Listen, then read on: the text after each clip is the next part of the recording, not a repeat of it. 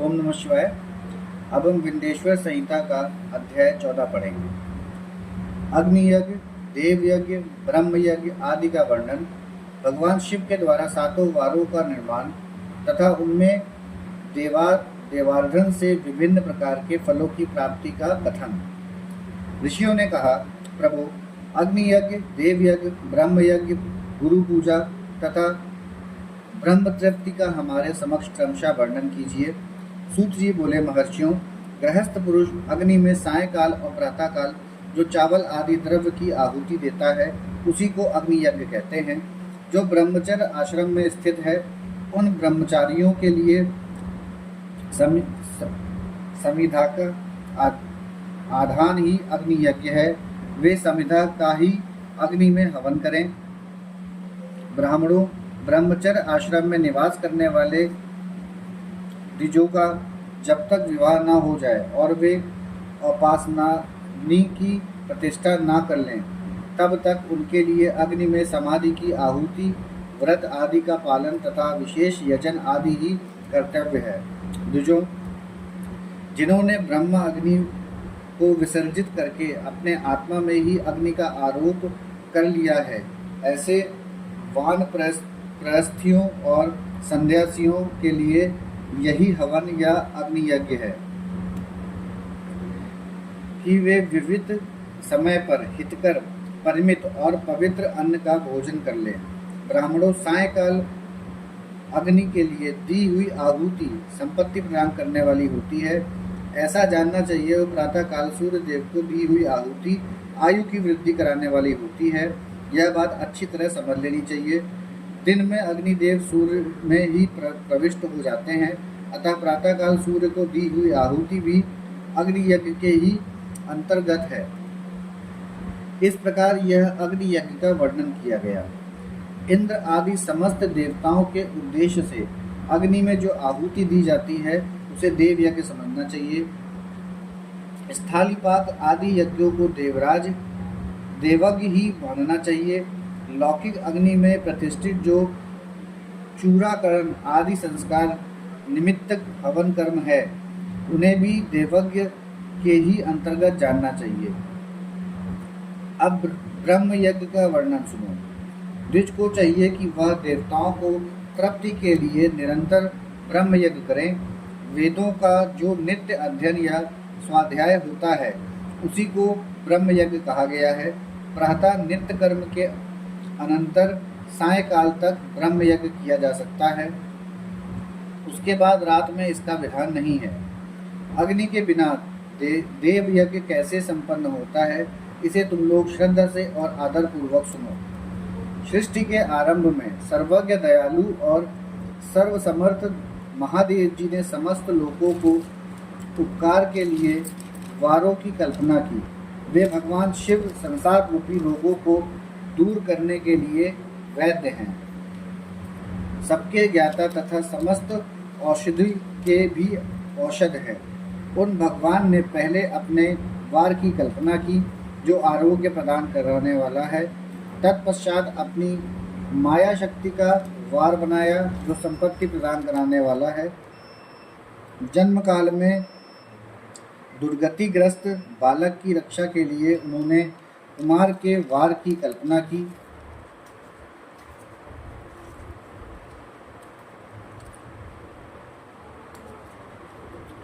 तत्पश्चात स्वर समर्थ महादेव जी ने आलस्य और पाप की निवृत्ति तथा समस्त लोगों का हित करने की इच्छा से लोक रक्षक भगवान विष्णु का वार बनाया।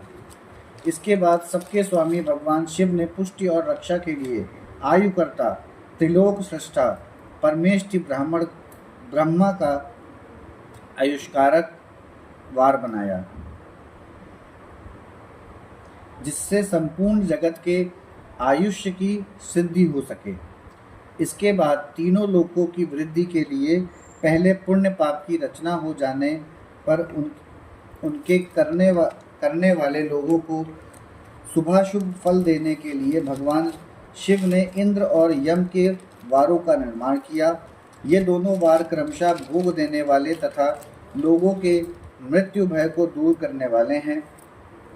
इसके बाद सूर्य आदि 7 ग्रहों को जो अपने ही स्वरूप भूत तथा प्राणियों के लिए सुख दुख के सूचक हैं, भगवान शिव ने उपयुक्त 7 वारों का स्वामी निश्चित किया।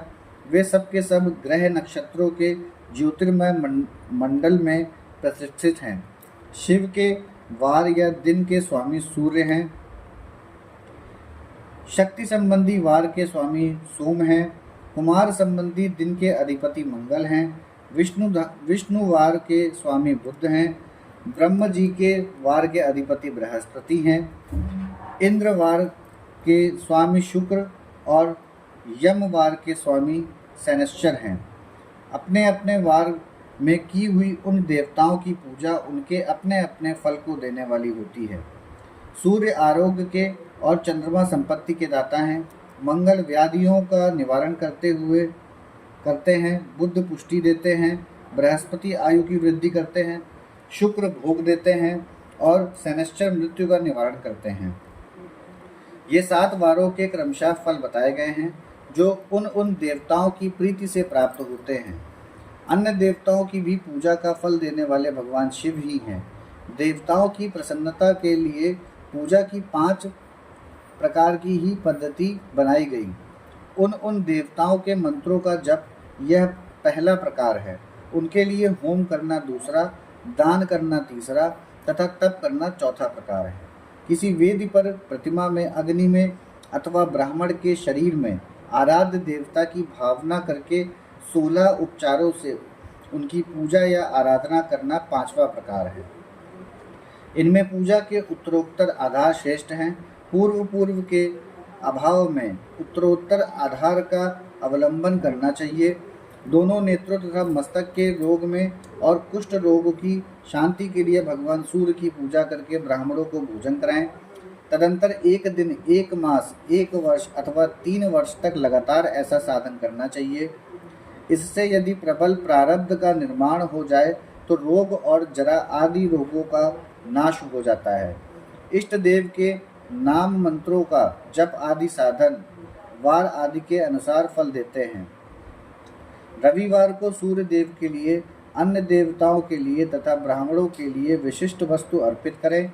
यह साधन विशिष्ट फल देने वाला होता है तथा इसके द्वारा विशेष रूप से पापों की शांति होती है। सोमवार को विद्वान पुरुष संपत्ति की प्राप्ति के लिए लक्ष्मी आदि की पूजा करें तथा सपत्निक ब्राह्मणों को धृतपक्व अन्न का भोजन कराएं। मंगलवार को रोगों की शांति के लिए काली आदि की पूजा करें तथा उड़द, मूंग एवं अरहर की दाल आदि से युक्त अन्य ब्राह्मणों को भोजन कराएं। बुधवार को विद्वान पुरुष दधियुक्त अन्न से भगवान विष्णु का पूजन करें। ऐसा करने से सदा पुत्र, मित्र और कलत्र आदि की पुष्टि होती है। जो दीर्घायु होने की इच्छा रखता हो वह गुरुवार को देवताओं की पुष्टि के लिए वस्त्र, यज्ञोपवीत तथा धर्म मिश्रित खीर से, व्रत मिश्रित खीर से यजन पूजन करे। भोगों की प्राप्ति के लिए शुक्रवार को एकाग्रचित होकर देवताओं का पूजन करें और ब्राह्मणों की तृप्ति के लिए षंडरस युक्त अन्न दें। इसी प्रकार स्त्रियों की प्रसन्नता के लिए सुंदर वस्त्र आदि का विधान करें। शनैश्चर अपमृत्यु का निवारण करने वाले हैं। उस दिन बुद्धिमान पुरुष रुद्र आदि की पूजा करें। तिल के होम से, दांत से देवताओं को संतुष्ट करके ब्राह्मणों की तिल मिश्रित अन्न भोजन कराएं। जो इस तरह देवताओं की पूजा करेगा वह आरोग्य आदि फल का भागी होगा।